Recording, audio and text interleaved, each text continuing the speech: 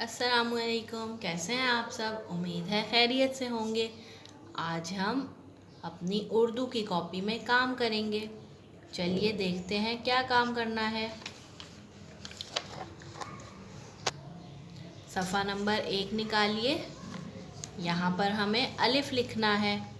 आपने अलिफ़ की कहानी और नज़म तो सुनी होगी और आपको पता है अलिफ़ की आवाज़ आ होती है।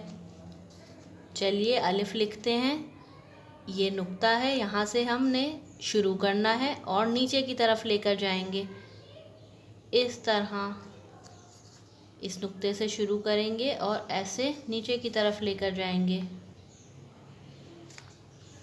अब यहाँ लिखते हैं, इस नुक्ते से शुरू करेंगे और नीचे लेकर जाएंगे।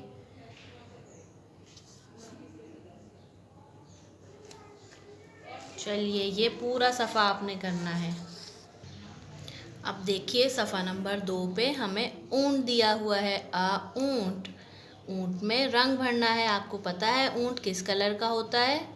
ऊंट ब्राउन रंग का होता है। आपने इस पूरे में ब्राउन रंग करना है। ठीक है, ये दोनों पेज आपने कंप्लीट करने हैं और चेक करवाने हैं। अल्लाह हाफ़िज़।